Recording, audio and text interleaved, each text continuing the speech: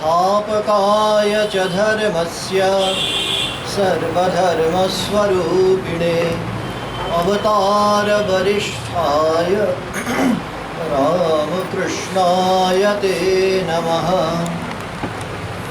जननीं शारदां देवीं रामकृष्णं जगद्गुरुं पादपद्मे तयोः श्रुत्वा प्रणमामि मुहुर्मुहुः। नमः श्रीयतिराजाय विवेकानन्दसूरये सच्चित्सुखस्वरूपाय स्वामिने तापहारिणे।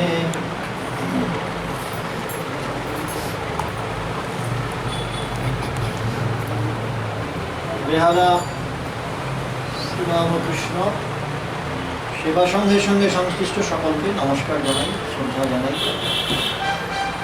আজকে আমরা একটা বিশেষ মুহূর্তে সন্ধি লগ্নে পুণ্যত্রয়ীর জীবন কথা আলোচনা করতে সমবেত হয়েছি। সেটা হচ্ছে পুণ্য দোলযাত্রার ঈদ, ঠিক তার পূর্ব সন্ধ্যা। আগামীকালই আমাদের বিশেষ করে নরেন্দ্রপুরে একটি হস্টেল আছে ভগবানের শ্রী গৌরাঙ্গের নামাঙ্কিত শ্রী গৌরাঙ্গ ভবন, সেইখানেই আমাদের গৌর উৎসব শুরু হয়ে যাবে।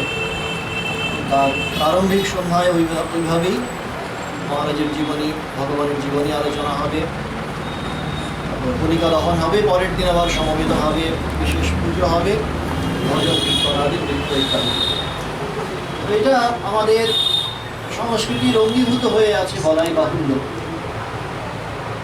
এবং সকলেই জানেন দুর্গোৎসবের সঙ্গে একসময় সমস্বরে সমশব্দে দোল কথাটা উচ্চারিত হতো, দোল দুর্গোৎসব। সুতরাং আমাদের সংস্কৃতিতে এর স্থান কোথায় এটা নিয়ে বাড়তি আলোচনার প্রয়োজন নেই। কিন্তু আমরা যারা রামকৃষ্ণ বিবেকানন্দ পরিসরে পরিমণ্ডলে আছি, তাদের কাছে ভগবান শ্রী চৈতন্যদেবের জীবনী আলোচনার প্রাসঙ্গিকতা কোন জায়গায় সেটা নিশ্চয়ই প্রত্যেকের স্মরণ মননের দাবি রাখে। খুব সংক্ষেপে আমরা ভগবানের জীবনী একবার ফিরে দেখব, তারপর শ্রীরামকৃষ্ণ ও শ্রী চৈতন্যদেব এই দুই মহাযুগন্ধর পুরুষ, মহাযুগাবতার, তাদের দুজনের মধ্যেই মহাভাবের পরিপূর্ণ বিকাশ হয়েছিল। এদের পাশাপাশি রেখে কেন এরা, বিশেষ করে শ্রীরামকৃষ্ণদেব কেন শ্রী চৈতন্যদেবের উত্তর মহাপুরুষ, অথবা ভৈরবী ব্রাহ্মণী কেন বললেন নিত্যানন্দের ঘরে শ্রী চৈতন্যের আবির্ভাব ঠাকুরের এই শরীরে, এইগুলো একটু সংক্ষেপে দেখার চেষ্টা করি। তা আজ থেকে প্রায়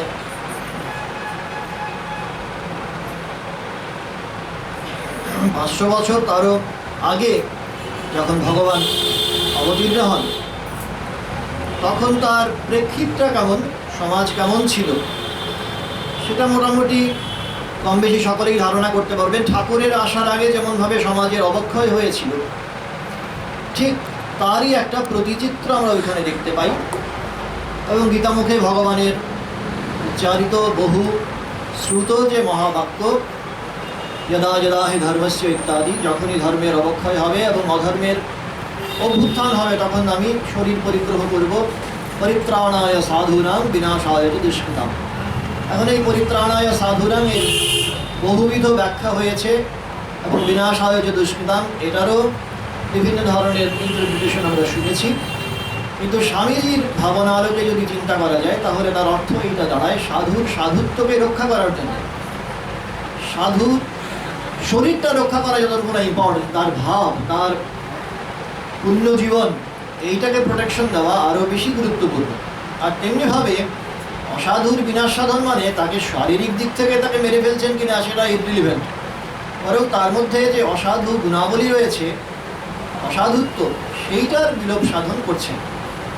তো সেই কারণেই শ্রীকৃষ্ণ অবতারেও যেমন ধরুন আমরা আমরা দেখতে পাই বংশ নিধনের পরে তার দেহ থেকে বেরিয়ে যাওয়া যে জ্যোতি, কংসের শরীর থেকেও জ্যোতি বেরোচ্ছে এবং সেইটা দিয়ে আবার ভগবানের শরীরে মিলে যাচ্ছে। এগুলো বোঝায় যে আমাদের সনাতন ধর্মে, সনাতন সংস্কৃতিতে শয়তান বলে আলাদা কোনো এন্টিটি, আলাদা কোনো সত্তার জায়গা নেই। সমস্ত সেমিটিক রিলিজিয়নে সত্যকে মোটামুটিভাবে আলটিমেট রিয়েলিটিকে দুটো ভাগ করা হয়েছে, একটা হচ্ছে শুভ শক্তি আর একটা হচ্ছে অশুভ শক্তি। শুভ শক্তি যেন ভগবান, চৈতন্য বা দেবতা এই সমস্ত নাম ধরে পরিগ্রহ আমাদের সামনে মুক্ত হয়ে আসেন, আর অশুভ শক্তি ওই ধরনের শয়তান, অসুর এইসব নাম দিয়ে অভিহিত। আমাদের সনাতন ধর্মে কিন্তু দুটোকে মিলেমিশে এক করে দেওয়া হয়েছে। আসলে একই শক্তি দুটো বিভিন্ন ফর্মে, বিভিন্ন নামে প্রকাশিত হচ্ছে। সুতরাং পরিত্রাণায় সাধুরাং বিনাশায় চ দুষ্কৃতাম, এটার অর্থ হচ্ছে এই যে আসলে সাধু আর অসাধুর মধ্যে তত্ত্বগতভাবে তো কোনো প্রভেদ নেই। অসুরের মধ্যে সেই শক্তিই কাজ করছে যেটা কিনা বুদ্ধের মধ্যে কাজ করছে, যেটা কিনা ক্রাইস্টের মধ্যে কাজ করেছে, কিন্তু তারা বুঝতে পারছে না। তথাকথিত অসুর যারা, তারা তাদের নিজেদের দেবত্ব সম্পর্কে অবগত নয়। সেই দেবত্বের উন্মেষ যেন সাধিত হয়, সবাই যেন সেই দেবত্বে প্রতিষ্ঠিত হতে পারে, তার জন্যে ভগবান অবতার হয়ে আসেন। তা ওই সময়কার সামাজিক পরিবেশ ভগবান শ্রী চৈতন্যদেবের অবতরণের সময় এইরকমই ছিল। সমাজ একেবারে বিভিন্ন তাত্ত্বিক আলোচনায় মশগুল পণ্ডিতেরা।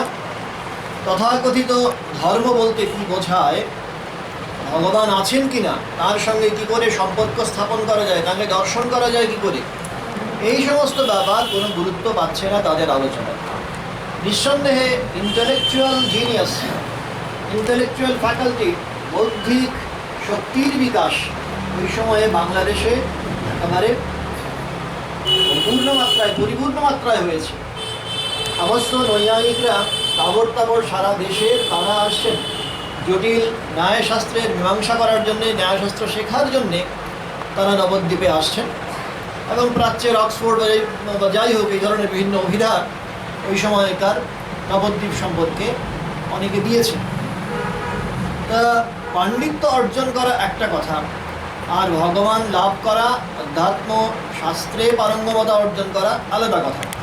আমাদের যেমন সংঘকে, রামকৃষ্ণ সংঘকে পূজ্যপাদ প্রেমেশানন্দজি মহারাজ বলছেন ব্রহ্মবিদ্যা রিসার্চ ইনস্টিটিউট।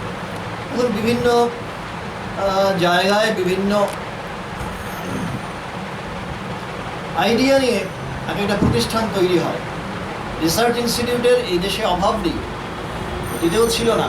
কিন্তু আমি কে, জগৎ কি, আমার সঙ্গে জগতের সম্পর্ক, এই যে আত্ম সম্পর্কিত এই যে প্রশ্নগুলোর মীমাংসা করা, এটা হচ্ছে ব্রহ্মবিদ্যার প্রতিপাদ্য বিষয়। তো সেই চরমতম সত্যের রিসার্চ করা হবে, এটা হচ্ছে এই রামকৃষ্ণ সংঘের একটা ইউনিক আসপেক্ট। পূজ্যপাদ প্রেমেশানন্দজি বলতেন। যাই হোক, সেই ব্যাপারগুলো মৌলিক, জীবনের যে মৌলিক প্রশ্নগুলো, ভগবান আছেন কি না, যেমন ধরুন নরেন্দ্রনাথ যে প্রশ্ন নিয়ে উপস্থিত হচ্ছেন ঠাকুরের সামনে, এটার মীমাংসা করার জন্য ওই সময়ে যেমন সমাজের দিগ্গজ পণ্ডিতদের সামর্থ্য ছিল না, তেমনিভাবে ভগবান শ্রী চৈতন্যদেবের অবতরণের সময়ও অবস্থাটা প্রায় তুলনীয় একই রকম। ফলে বিশাল বিশাল স্মৃতিগ্রন্থ, জটিল লজিকের ওপর টেক্সট লেখা হচ্ছে, কিন্তু সমস্যার মূল কোথায়, জীবনের গভীরতম সমস্যা কী, তার প্রকৃতি কেমন এবং তার সমাধান কী করে করা যায়, এইগুলো মানুষ তার সমাধান করে উঠতে পারছে না। তা এইখানে অবস্থায় ভগবান এই দোল পূর্ণিমার, ফাল্গুনী পূর্ণিমার সন্ধ্যায় অবতীর্ণ হলেন এবং তার বাবার যে পূর্বাশ্রম, আগের যে পরম্পরা, সেই অনুসারে তিনি কিন্তু শ্রীহট্টের মানুষ ছিলেন। যাই হোক, নবদ্বীপে আস্তে আস্তে বড় হতে লাগলেন। বিশ্বম্ভর একটা নাম ছিল তার, বিশ্বম্ভর। আবার দেহের বর্ণ গৌর ছিল, সোনার মতো, এই কারণে গৌরাঙ্গ ইত্যাদি অনেক নাম ছিল। এবং ছোটবেলা থেকেই তার মধ্যে একটা এক্সেপশনাল ক্যারেক্টার, ব্যতিক্রমী একটা চরিত্র খুব পরিষ্কার হয়ে উঠছে। ব্যতিক্রমী চরিত্রটা কি না, তিনি পড়াশোনায় অসাধারণ পারঙ্গম, তার মধ্যে মেধাশক্তির বিকাশ হচ্ছে, সব কিছু ঠিক। তার পাশাপাশি তিনি খুব চঞ্চলও বটে। সবসময় ছটফট করছেন। কিন্তু এটা নরেন্দ্রনাথের চরিত্রের সঙ্গে আরেকটা মিলে যায়। তার সঙ্গে নরেন্দ্রনাথের চরিত্রের সঙ্গে আরেকটা সাদৃশ্য হচ্ছে, এই মা ভুবনেশ্বরী দেবী যেমন শিব শিব বলে ওই দুরন্ত ছেলেকে সায়স্তা করতে পারতেন, ঠান্ডা করতে পারতেন, কন্ট্রোল করতে পারতেন, তেমনিভাবে শ্রীহরি শ্রীহরি বলে মা শচী দেবী এই সন্তানকে, শ্রী গৌরাঙ্গকে তিনি ওইভাবে কন্ট্রোল করতে পারতেন। তো এত দুরন্তপনা যার, এত ফুল অফ ভাইটালিটি, প্রাণ শক্তির এত উন্মাদনা, তাকে একটা সামান্য মন্ত্র শ্রীহরি বলা মাত্রে তাকে ওইভাবে বশীভূত করা সম্ভব হচ্ছে। এইটা তার চরিত্রের যে একটা অন্য দিক, এটা বলার কোনো অপেক্ষা রাখে। তো যাই হোক, টলে গেছেন ওই সময়কার যেমন ট্র্যাডিশন, টলে গিয়ে গঙ্গাদাস পণ্ডিত তার কাছে গিয়ে শাস্ত্র অধ্যয়ন শুরু করেছেন। শাস্ত্র বলতে ওই সময় মুখ্যত ন্যায়শাস্ত্রকেই বোঝানো হতো নবদ্বীপে। তার সঙ্গে বিষ্ণুদাস এবং সুদর্শন আরও দুজন পণ্ডিত সহায়ক হিসেবে রয়েছেন। এই তিনজনে মিলে তার মধ্যে যে সুপ্ত প্রতিভা, পাণ্ডিত্য অর্জনের যে স্পৃহা, এইগুলোকে পুরোপুরি সেই প্রতিভার বিকাশ সাধন করলেন। এবং 20 বছর বয়সের মধ্যে গৌরাঙ্গ চৈতন্যদেব তিনি এত পারঙ্গমতা অর্জন করছেন, আর ন্যায়শাস্ত্রে এত উৎপত্তি হচ্ছে যে তাবড় পণ্ডিতেরা এসে তার কাছে মাথার মারছেন। কেশব কাশ্মীরির মতো এত বড় মাপের পণ্ডিতকে তিনি তর্কযুদ্ধে পরাজিত করতে পারছেন। আর সেই সঙ্গে তার নিজের উপর কনফিডেন্স এতটা বেড়েছে, তিনি আলাদা একটা টোল পর্যন্ত খুলে দিতে পারছেন। তো ওইভাবে দেখা যাচ্ছে তার প্রস্তুতির কাজটা কীভাবে ভগবান নিষ্পন্ন করছেন। ভগবান নিষ্পন্ন করছেন মানে ভগবান তিনি স্বয়ং নিজেই, তার লীলা প্রকটিত হচ্ছে এই একটা বিশেষ মাত্রায়।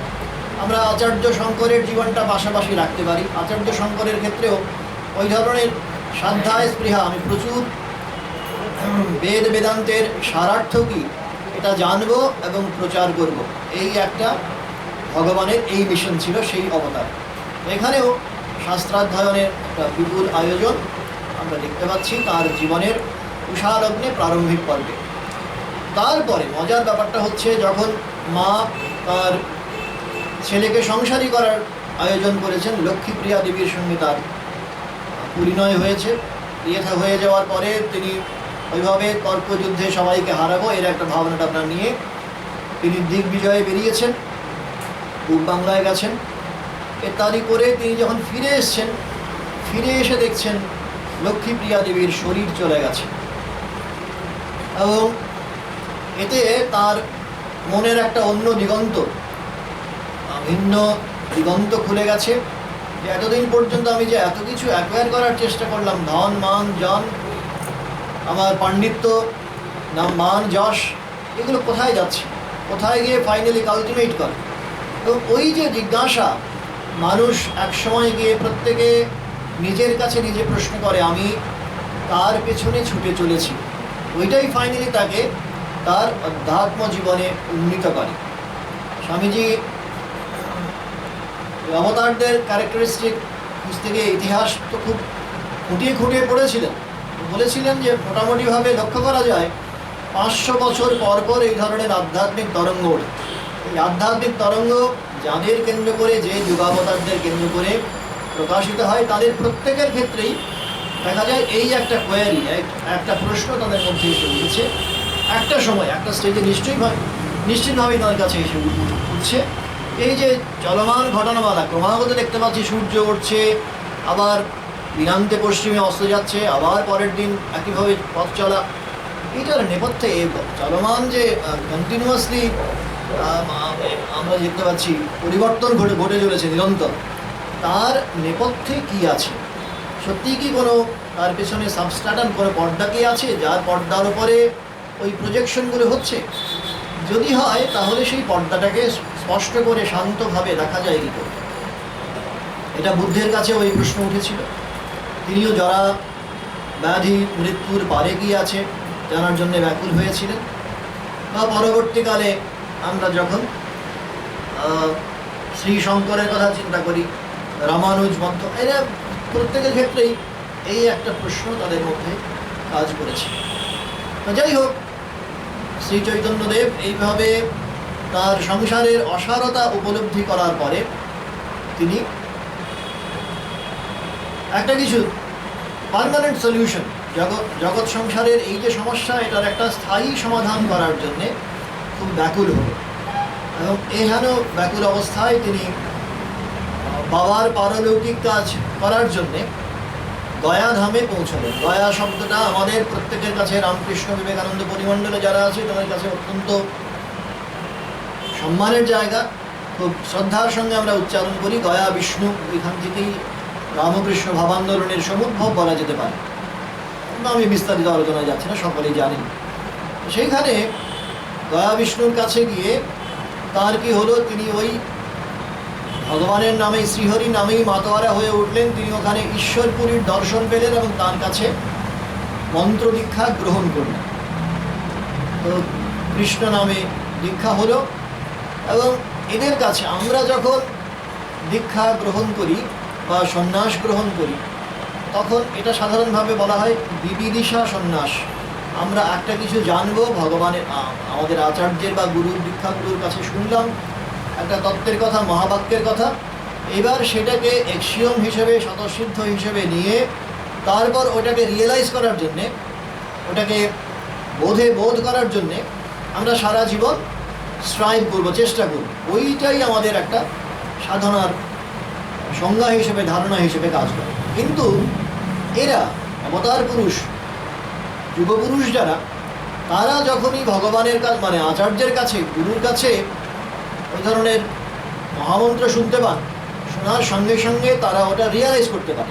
যেমন শ্রীরামকৃষ্ণ একবার শোনামাত্রে, কেনারাম ভট্টাচার্যের কাছে শক্তিমন্ত্র একবার শোনামাত্রে সমাধি হয়ে যাচ্ছে।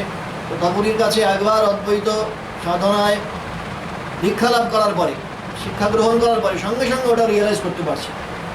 এগুলো দেখে তোতাপুরী তো কখনো মেলাতে পারছে।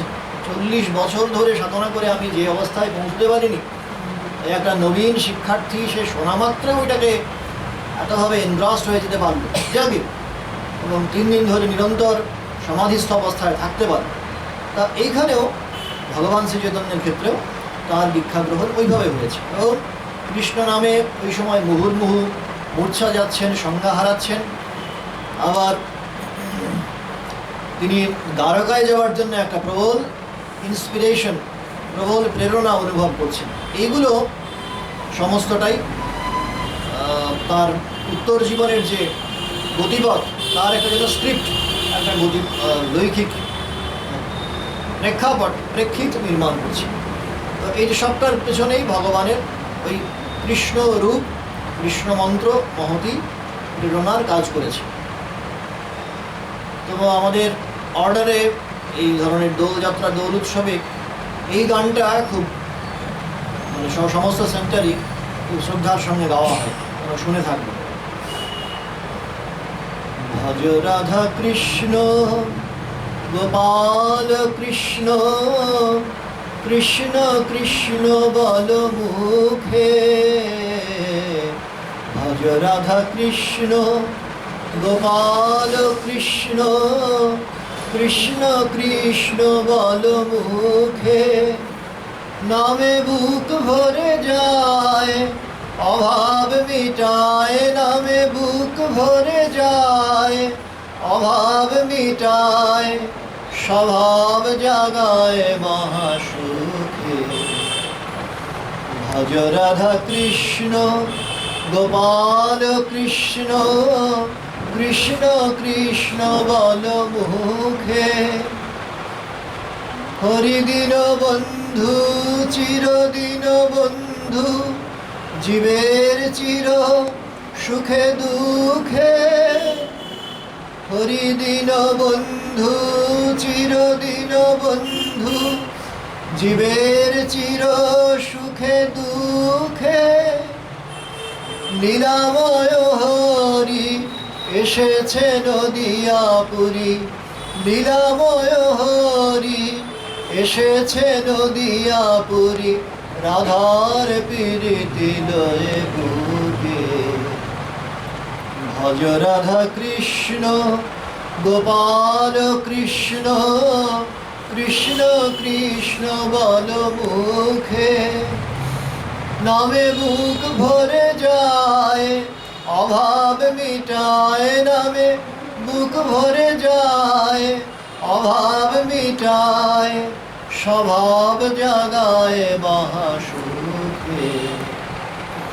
ভজ রাধা কৃষ্ণ গোপাল কৃষ্ণ, কৃষ্ণ কৃষ্ণ বল মুখে। তো ওইভাবে শ্রীকৃষ্ণকে কেন্দ্র করে এবার তার আবর্তিত হচ্ছে নতুন জীবন। এবং ঘরে ফেরার পরেও তিনি কোনোভাবে আর গৃহী হতে পারছেন না। সংসারে থাকা, সংসারী হওয়া দুটো তো আলাদা জিনিস। তো শরীরটা পড়ে আছে সংসারে, কিন্তু কখনোই অন্তরের দিক থেকে সংসারী হতে পারছেন না। তো শ্রীবাস তার প্রিয় সখা, তার বাড়িটা ওই সময়ে তার সমস্ত ভাবনাট্যের কেন্দ্র হিসেবে পরিগণিত হচ্ছে। যারাই তার লীলা সহচর সবাই এসে, গদাধর পণ্ডিত থেকে শুরু করে যারা যারা রয়েছেন সবাই এসে ওইখানে কেন্দ্রীভূত হচ্ছেন। দিনান্তে প্রবল হরিনামের জোয়ার আসছে এবং যারাই শ্রী চৈতন্যদেবের কন্ট্যাক্টে আসছেন তারা পালপেবল, তারা বুঝতে পারছেন যে সত্যি স্পিরিচুয়ালিটি ক্যান বি ট্রান্সমিটেড। অধ্যাত্ম শক্তি, ভগবানের নাম গুণগানে সত্যি যে আনন্দ হয়, এটা ওরা মর্মে মর্মে উপলব্ধি করতে পারছেন। কোথাও কথা কাজ মাঝে কোনো অন্তরাল নেই, ফাঁক নেই। তা তারপরের ঘটনাটাও সবাই জানেন। কাজী নাম সংকীর্তনে নিষেধাজ্ঞা জারি করলেন এবং ভগবান বললেন যে না, এটা তো চলতে পারে না, প্রত্যেকেরই ধর্মাচরণের স্বাধীনতা থাকা উচিত। সবাইকে নিয়ে, নবদ্বীপের আপামর জনসাধারণকে নিয়ে তিনি সমবেতভাবে উচ্চকণ্ঠে হরিনাম সংকীর্তন শুরু করলেন এবং কাজী বাধ্য হয়ে তার নিষেধাজ্ঞা প্রত্যাহার করে নিলেন। ওই সময় যারা যারা এসছিলেন ভগবানের চরণতলে, তাদের চরিত্রগুলো যদি আমরা সামনে রাখি তখনও মানে অবাক হয়ে যায়। অদ্ভুত প্রেমের খেলা কী করে চলেছে, যে এমন তো হতে পারত ভগবান শুধুমাত্র সিলেক্টেড ফিউ কয়েকজনকে নিয়ে তিনি তার লীলা সীমাবদ্ধ রাখতে পারতেন। কিন্তু এই অবতারে, শ্রী রামকৃষ্ণ অবতারে যেমন গিরিশ ঘোষ থেকে শুরু করে উপেন্দ্রনাথ, এই হেন সমস্ত, তারপরে সুরেন্দ্র, সবাইকে যেমন স্থান দিয়েছেন, তেমনিভাবে নিত্যানন্দ প্রভুর যেমন জায়গা হচ্ছে, জগন হরিদাসের যেমন জায়গা হচ্ছে একনিষ্ঠ অনুরাগী ভগবানের, তেমনিভাবে দেখা যাচ্ছে চন্ডারোপি দ্বিজশ্রেষ্ঠ হরিভক্তি পরায়ণ জগাই মাধাইয়ের পর্যন্ত, জগাই মাধাইয়ের ওপরে পর্যন্ত ভগবানের কৃপা বর্ষিত হচ্ছে। এতটুকু ভগবানের আসক্তি, সত্য লাভ করতে চাই, এই স্পৃহা যেখানে, সঙ্গে সঙ্গে ভগবান সেখানে তার আশীর্বাদ বর্ষণ করছে। এইটা আমাদের খুব আপ্লুত করে। কোনো ধরনের রেস্ট্রিকশন ছাড়া, কোনো ধরনের কোনো ব্যারিয়ার না রেখে চণ্ডাল পর্যন্ত, চণ্ডালও দ্বিজশ্রেষ্ঠ, চণ্ডাল পর্যন্ত দ্বিজের চেয়ে শ্রেষ্ঠ হতে পারে যদি সে হরিভক্তি পরায়ণ হয়। এটার একটা পারফেক্ট ইলাস্ট্রেশন, সম্যক দৃষ্টান্ত হিসেবে ভগবানের জীবন আমাদের সামনে থাকলো। তো তারপরে ঘটনামালা সকলে জানেন, একটু রিক্যাপ করি। তারপরে এত উন্মাদনা হয়েছে শরীরে, বলছেন তিনি আর ওই ভাব তিনি ঘরে থেকে ওইটা নার্চার করতে পারছেন না, ওই ভাব ধরে রাখা সম্ভব হচ্ছে না যদি তিনি সংসারে থাকেন। তো কী করবেন, তার জন্যে মা সচিমাতার তার পারমিশন চাইলেন। ইতিমধ্যে বাবা জগন্নাথ মিশ্রের শরীর তো অনেক আগেই চলে গেছে ছোটোবেলাতেই, আর তারপরে লক্ষ্মীপ্রিয়া দেবীর শরীর গেছে। ইতিমধ্যে মা আরেকটা ঠিক করলেন নিমাইকে সংসারী করার জন্যে তাকে বিষ্ণুপ্রিয়া দেবীর সঙ্গে আবার বিবাহ বন্ধনে আবদ্ধ করার চেষ্টা করলেন। কিন্তু ওই যেটা খাঁচার পাখি, বনের পাখি, একবার বনে ওড়ার, মুক্ত আকাশে ওড়ার টেস্ট যদি পেয়ে যায় পাখি, সে আর কখনো খাঁচায় আবদ্ধ হয়ে থাকতে পারে। তো ওই অবস্থা হয়েছে নিমাইয়ের। তো তিনি ওইভাবেই বেরিয়ে পড়ছেন।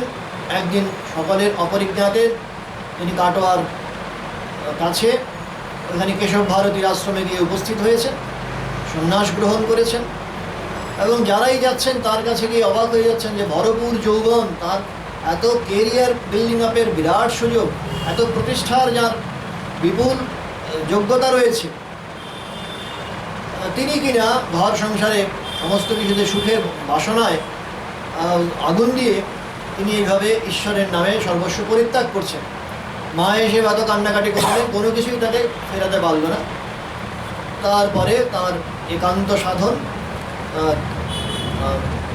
ভগবানের পায়ে সর্বস্ব সমর্পণ করা জীবন, সন্ন্যাস জীবন, সেইটা তিনি ইলাস্ট্রেট করছেন। এবং ওই অবস্থায় সন্ন্যাসীর আদর্শ কী হবে ওই যুগের নিরিখে সেইটাও ভগবান দেখাচ্ছেন। যেখানে আর শিষ্যদের মধ্যে যেখানে এতটুকু ব্যত্যয় দেখতে পাচ্ছেন, এতটুকু ডেভিয়েশন সন্ন্যাসের আদর্শ থেকে, তাকে সেই মুহূর্তে বর্জন করছেন, তাকে বলছেন তোমার জন্য এই জীবন নয়। ছোট হরিদাস জীবন তার দৃষ্টান্ত। যাই হোক, তা ওই সন্ন্যাস জীবন অবলম্বন করে তিনি এবার সন্ন্যাসীর ওই সময়কার যেমন আইডিয়াল ছিল যে সব সময় পরিভ্রমণরত অবস্থায় থাকবে, তো তিনিও পরিব্রজার জীবন গ্রহণ করলেন। জগন্নাথ দর্শনে নীলাচলে গিয়ে উপনীত হলেন এবং সেইটা ভগবানের সঙ্গে তার যে প্রথম মিলন, চোখের মিলন, সেটা অদ্ভুত। তার সেই ইম্প্যাক্ট আমরা চিন্তা করলেই মানে শিহরণ জাগে। ভগবানকে প্রথম দর্শনে একজন কেউ এতখানি আপ্লুত হতে পারে, ভগবানকে স্পর্শ করার জন্যে, তাকে কোলে নেবার জন্যে ঝাঁপিয়ে পড়তে পারে, এইগুলো আমাদের বুদ্ধির গম্য বলে মনে হয় না। পূজ্যপাদ ব্রহ্মানন্দজি মহারাজের জীবনী যারা পড়েছেন তারা জানেন যে কন্যাকুমারীতে গিয়ে মহারাজের ওই রকম অবস্থা হয়েছিল। মাকে দেখছেন একেবারে জীবন্ত, তার কাছে এসে দাঁড়িয়েছেন এবং ওই সময় মায়ের কোলে ঝাঁপিয়ে পড়ার জন্য তিনি যেন উন্মুখ হয়ে আছেন, ভাবস্থ হয়ে আছেন সব সময়, যতক্ষণ পর্যন্ত মন্দিরে অবস্থান করছে। তো যাই হোক, জগন্নাথ মন্দিরে এহেন যখন অবস্থা ভগবান শ্রী চৈতন্যদেবের, তখন মানে শ্রী বিগ্রহের গায়ে ঝাঁপিয়ে পড়তে যান, তখন সবাই তাকে সামলালেন এবং প্রহরী যারা ছিল তারা আবার খুব উত্তেজিত হয়ে পড়লো যে পাগলা, এটি করছে আচরণ, এগুলো তো একেবারে শাস্ত্রসম্মত নয়। একেবারে গায়ে হাত তুলতে যখন ব্যস্ত, তখন বাসুদেব সার্বভৌম তিনি এসে ভগবানকে প্রোটেক্ট করেন, শারীরিকভাবে নিগ্রহের হাত থেকে রক্ষা করেন, তার নিজের বাড়িতে নিয়ে যান এবং সেখানে সেবা শুশ্রূষাদি করে তাকে সুস্থ করে তোলেন। তারপরের ঘটনামালা খুব চমৎকার। বাসুদেব সার্বভৌম বলছেন যে সন্ন্যাসী হিসেবে আপনার কর্তব্য হচ্ছে বেদান্ত বাক্যের চর্চা করা, শ্রবণ করা, মনন করা, নিদিধ্যাসন করা। তা শ্রীচৈতন্যদেব বলেন বেশ। তারপরে তিনি ওইভাবে বেদান্ত সূত্রের, ব্রহ্মসূত্রের আলোচনা করতে শুরু করলেন এবং এটার যে ব্যাখ্যা দিচ্ছেন সেটা পুরোপুরি শঙ্করের তার মায়াবাদ অবলম্বন করে। তা শ্রীচৈতন্যদেব শুনে যাচ্ছেন যে আমি তো তোমার ডিসাইবল, তোমার এই সময় তোমার আশ্রয়ে লাভ করেছি, যে তোমার কথাগুলো আমি শুনে যাব। 7 দিন ধরে মৌনী অবস্থায় তিনি কন্টিনিউয়াসলি বাসুদেব সার্বভৌমের এই পাণ্ডিত্যপূর্ণ প্রবচন শুনে গেলেন, কিছু বললেন না। 7 দিন এরকম অবস্থা চলার পরে বাসুদেব বললেন যে আপনি কি বুঝতে পারছেন আমি যে বলে যাচ্ছি কথাগুলো, এগুলোর মর্মার্থ কি আপনি অবগত হচ্ছেন? বলছেন হ্যাঁ, এই সূত্রগুলো সেগুলো আমি তার ব্যাখ্যা আমি আমার মতো করে গ্রহণ করতে পারছি, বুঝতে পারছি, কিন্তু আপনি যেভাবে উপস্থাপন করছেন আচার্য শঙ্করের মত অবলম্বন করে, সেইটা আমার মনে হচ্ছে টেনে ব্যাখ্যা করা হচ্ছে, এটা ঠিক তার মূল প্রতিপাদ্য নয়। বাসুদেব সার্বভৌমের তার অভিমানে, পাণ্ডিত্যের অভিমানে খুব অভিনয় গিয়ে আঘাত লাগলো। ওইখানেই বোঝা যায় আসলে কেন শ্রীরামকৃষ্ণদেব সম্পর্কে যে বিখ্যাত স্তোত্র বিরজানন্দজি সর্বশাস্ত্র মর্মদর্শী সর্ববিদ নিরক্ষরম, এই কথাগুলো কেন প্রয়োগ করলেন ওইখানে বোঝা যায়। নিরক্ষর হয়েও তিনি সর্ববিদ, আবার সর্বশাস্ত্রের যে নির্যাস, সর্বশাস্ত্রের যে মর্ম, সেটা তিনি দর্শন করেছেন। তো তেমনিভাবে পাণ্ডিত্য আমরা অনেক কিছুই অর্জন করতে পারি, আমাদের পিঠে বোঝা অনেক চাপাতেই পারি, কিন্তু সেগুলো ডাইজেস্ট করতে পারছি কি না। Education is the nervous association of ideas, আমার ভেতরে গিয়ে প্রবেশ করছে কি না, এটা হচ্ছে মূল কথা। তা বাসুদেব সার্বভৌমের তার ওইরকম অবস্থা হয়েছিল, বাইরের দিক থেকে তিনি অনেক কিছু বলতে পারছেন, কিন্তু এটা কোনো কারণে টাচ করছে না। দিয়ে যারা শুনছেন বা যিনি শুনছেন তার মর্মমূলকে গিয়ে স্পর্শ করতে পারছে না। যেমন স্বামীজি যেমন 11 সেপ্টেম্বরে যে বক্তৃতা দিয়েছিলেন, একটা বা দুটো ওয়ার্ড, একটা বা দুটো শব্দ প্রয়োগ করার পরে সরাসরি গিয়ে কারো হৃদয় বন্দরে এমনভাবে স্পর্শ করতে পারে, আর সবাই যেমন একটা চৌম্বক শক্তির দ্বারা প্রভাবিত হয়ে উঠে দাঁড়াতে পারে, দাঁড়িয়ে কন্টিনিউয়াসলি 2 মিনিট ধরে ক্ল্যাপিং করতালি দিতে পারে।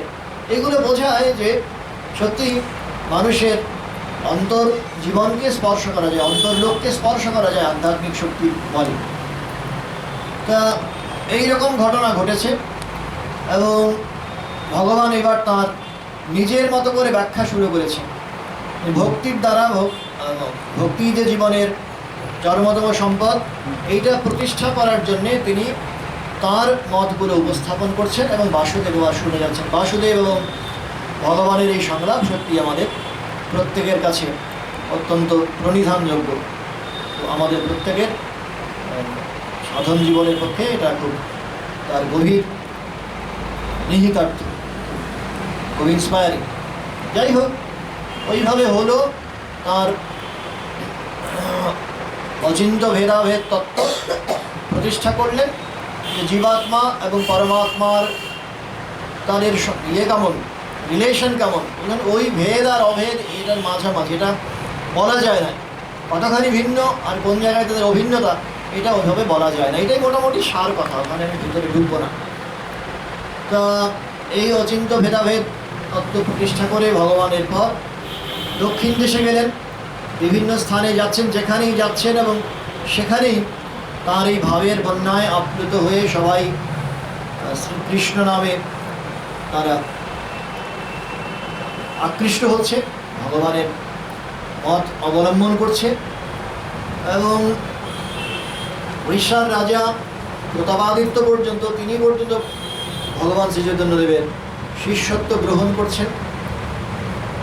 আর ওই যথা যথা নেত্র পড়ে তথা তথা কৃষ্ণ সুরে, যেখানেই যাচ্ছেন সেখানেই ওই কৃষ্ণ নামের, কৃষ্ণ চরিত্রের মহিমা তার কাছে প্রকটিত হচ্ছে। সমুদ্রের জল দেখে যমুনা বলে ভুল করছেন, আবার তমাল গাছ দেখে সেখানেই বেঁধে রেখো সখী হিয়া তমালের ডালে। ওই রকম সব সঙ্গে সঙ্গে ভগবান শ্রীকৃষ্ণের উদ্দীপন হচ্ছে সর্বত্র। এইটা পরবর্তীকালে এই শ্রীরামকৃষ্ণ অবতারেও আমরা দেখতে পাই। অথবা প্রেমানন্দজিকে লেখা তুরীয়ানন্দজির বিখ্যাত একটি চিঠি, যে ভগবানের নামে ডাইলিউট হওয়া যায় কি করে, এইটাও ওই চিঠিতে উল্লেখ করেছিলেন। প্রেমানন্দজিকে লিখেছিলেন, সেই দিন আমার মনে আছে বাবুরামদা, তুমি যা কিছু দেখলে আমাদের চোখের সামনে, সব কিছুতে ঠাকুরের নাম, ঠাকুরের ভাব সম্পৃক্ত করতে পারলে, সংযুক্ত করতে পারলে। আর আমার মনে হয়েছিল ওইটাই হচ্ছে ডাইলিউট হওয়া, তার নামে মগ্ন হয়ে যাওয়া। আর তখন আমি বুঝতে পেরেছিলাম যথা যথা নেত্র পড়ে তথা তথা কৃষ্ণস্ফুরে, এই কথার অর্থটা।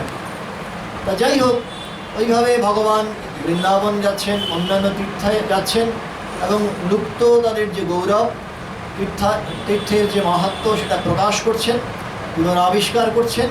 আর ভারত সংস্কৃতি তাকে আবার রক্ষণাবেক্ষণের মহাগুরু দায়িত্ব পালন করছেন।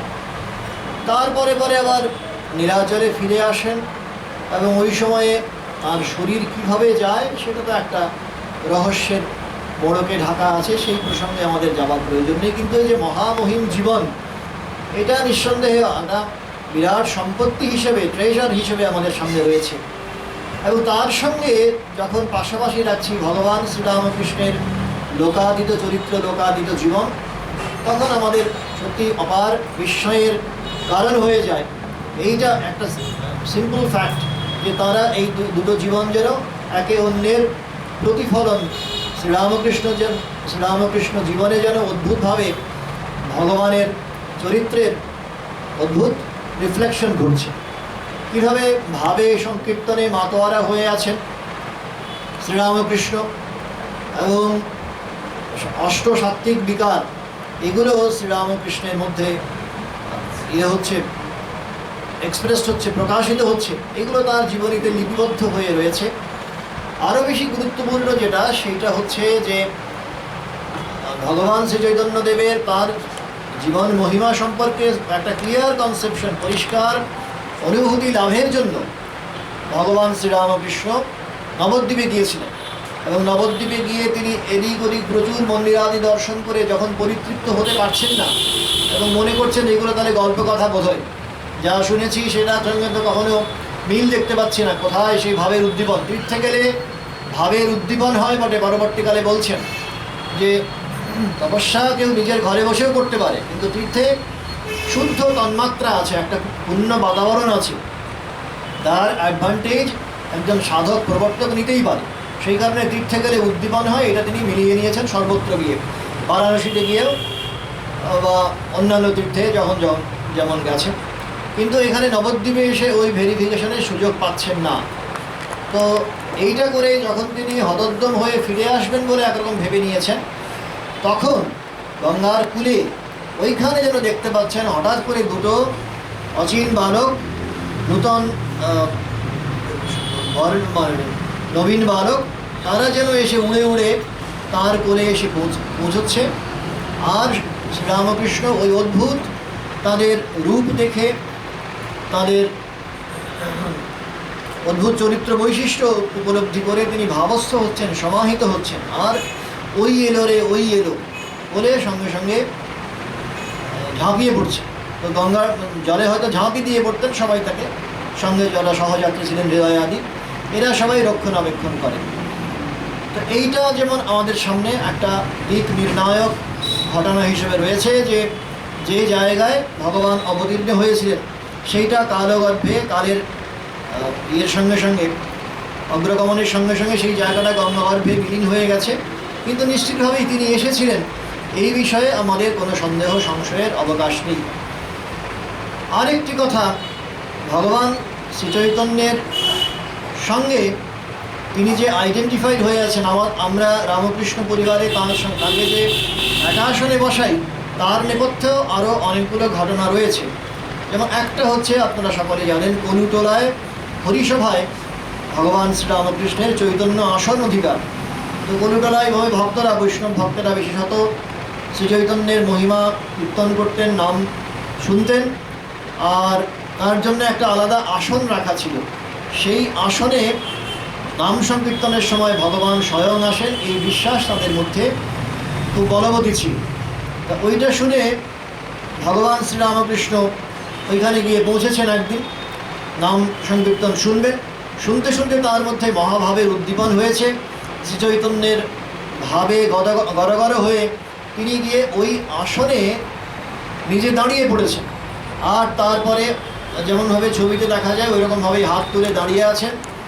আর মুহূর্তের মধ্যে তার মধ্যে অদ্ভুত একটা দিব্য ভাবের প্রকাশ দেখে সবাই রিয়েলাইজ করছেন যে ইনি সাধারণ মানুষ নন। বৈষ্ণব ভক্তেরা সকলেই তখন আরও বেশি দিব্য ভাবের প্রেরণায় নাম সংকীর্তন করেছেন। আর ভাবাবিষ্ট ঠাকুর যে ভাব অবলম্বন করে, যে নামের কী রাইট আছে, তা এই প্রশ্নগুলো গিয়ে আবার তদানীন্তন বৈষ্ণব সমাজের যে পণ্ডিত শিরোমণি, সাধক শিরোমণি ভগবান দাস বাবাজি, তার কাছে, কালনার সাধক, তার কাছে গিয়ে পৌঁছেছে। এবং তিনি এটা শুনে অত্যন্ত বিরক্তি প্রকাশ করছেন, এটা কী হলো, তোমরা ছিলে কেন, তোমরা এটাকে ভগবানের আসনকে রক্ষা করতে পারলে না। এই ধরনের যে কোনো লোকে সেটা তাহলে এভাবে অপব্যয় করতে পারে। এইটা যাকে কেন্দ্র করেই আলোচনা করে হচ্ছে, শ্রীরামকৃষ্ণ, তিনি কিন্তু এইসব কিছু জানেন না।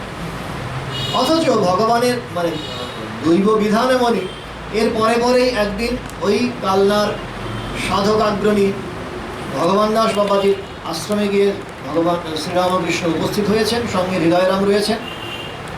এবং পৌঁছে হৃদয়রাম যখন ঠাকুরের আসার কথা বলছেন, তার আগে আগেই ভগবান দাস বাবাজি বড় সাধক ছিলেন, তো তিনি সবাইকে বলছেন, দেখো তো কোনো মহাপুরুষ এসছেন মনে হচ্ছে আশ্রমে।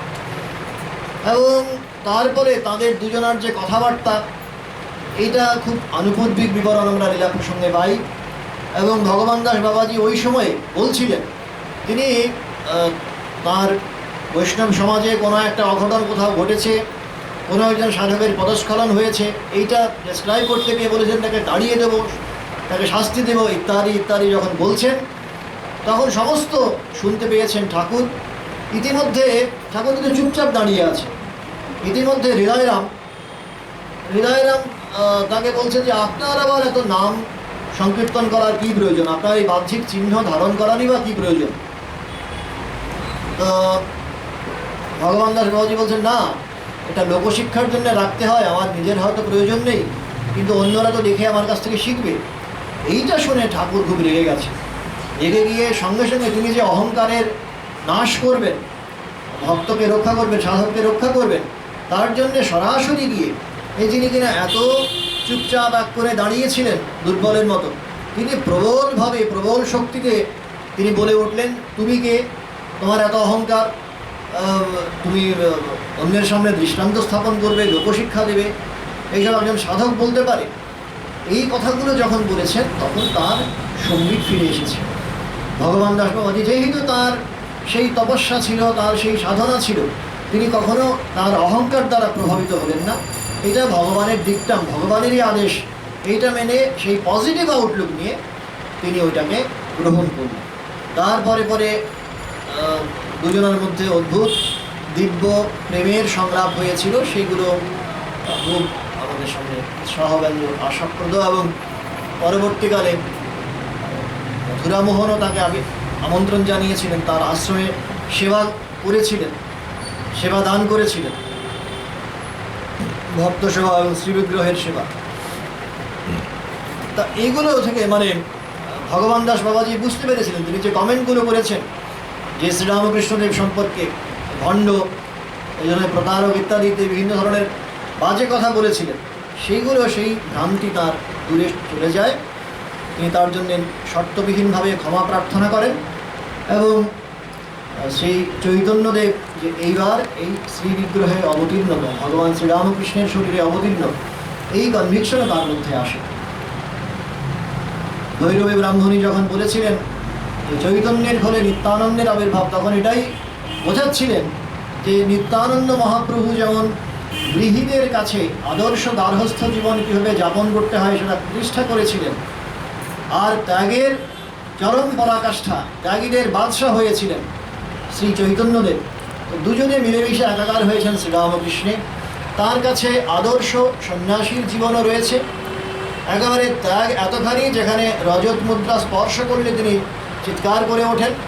আবার অ্যাট দি সেম টাইম তিনি আদর্শ গার্হস্থ্য জীবন কোন উচ্চতায় পৌঁছতে পারে সেটাও আমাদের সামনে প্রতিপাদন করছেন। তিনি 6 মাস নিরন্তর তার সহধর্মিনীর সঙ্গে, লীলা সঙ্গিনীর সঙ্গে তথাকথিত গার্হস্থ্য জীবনে মানে একসঙ্গে বাস করেছেন, কিন্তু কখনো দৈহিক বুদ্ধির দ্বারা, জীব বুদ্ধির দ্বারা তিনি প্রতারিত হননি। তিনি নিজেকে কখনো শরীর বলে এক মুহূর্তের জন্যও ভাবনা করেননি। তো ওইভাবে দেহবুদ্ধি শূন্য অবস্থায় গার্হস্থ্য জীবনকে উন্নত করা যায়, এইটাও তিনি উপস্থাপন করলেন এই শ্রীরামকৃষ্ণ অবতারে। তার মধ্যে ভক্তির যেমন পরাকাষ্ঠা, জ্ঞানেরও তেমনিভাবে অদ্ভুত জ্ঞান ভক্তির সমুচ্চয়, অদ্ভুত সম্মিলন। এই সমন্বয় অবতার ভগবান শ্রীরামকৃষ্ণ এবং তার পূর্বগ অবতার ভগবান শ্রী চৈতন্যদেব, শ্রী গৌরাঙ্গদেব, তাদের চরণে আমরা ভুয়ো ভুয়ো প্রণাম জানাই। আমরা আরেকটা ভগবানের মহিমা জ্ঞাপক আরেকটা গান, এইটা করেই আমরা আলোচনা শেষ করি। মধুমখা হরিনাম নিমাই কোথা হতে এনেছে, ওই নাম একবার শুনে হৃদয় বিনে, একবার শুনে হৃদয় বিনে অমনি বেজে উঠেছে আগুন। মধুমখা হরিনাম নিমাই কোথা হতে এনেছে, বহুদিন শ্রবণে শুনেছি ওই নাম, তবু তো এমন করেনি পরাণ। বহুদিন শ্রবণে শুনেছি ওই নাম, তবু তো এমন করেনি পরাণ। আজ কি জানো কি এক নব ভাবোদয়, কি জানো কি এক নব ভাবোদয়, হৃদয় মাঝারে হতেছে আজ। কি জানো কি এক নব ভাবোদয়, হৃদয় মাঝারে হতেছে এমন মধুমাখা হরিনাম নিমাই কোথা হতে এনেছে। কেটে গেছে বিষম নয়নের ঘোর, গলে গেছে কঠিন হৃদয় মোর। কেটে গেছে বিষম নয়নের ঘোর, গলে গেছে কঠিন হৃদয় মোর। আজ কি জানো কি এক উজাল জগতে, কি জানো কি এক উজাল জগতে, আমায় নিয়ে চলেছে আজ। কি জানো কি এক উজাল জগতে, আমায় নিয়ে চলেছে এমন মধুমাখা হরিনাম নিমাই কোথা হতে এনেছে। আজ হতে নিমাই তোর সঙ্গে রব, জ্ঞানের গর্ব আর না করিব। আজ হতে নিমাই তোর সঙ্গে রব, জ্ঞানের গর্ব আর না করিব। আজ সব ছেড়ে দিয়ে হরি হরি বলে, সব ছেড়ে দিয়ে হরি হরি বলে, নাচিতে বাসনা হতেছে আজ। সব ছেড়ে দিয়ে হরি বলে, নাচিতে বাসনা হতেছে এমন মধুমাখা হরিনাম নিমাই কোথা হতে এনেছে। কে যেন কহিছে মোর কানে কানে, পরের পায় হলো এতদিনে। কে যেন কহিছে মোর কানে কানে, পরের পায় হলো এতদিনে। প্রেমের বাসরা ধরি নিজ শিরে, প্রেমের বাসরা ধরি নিজ শিরে, প্রেমের ঠাকুর এসেছে আজ। প্রেমের বাসরা হরি বল হরি বল হরি বল মন আমার, হরি বল হরি বল হরি বল মন আমার, হরি বল হরি বল হরি বল মন আমার।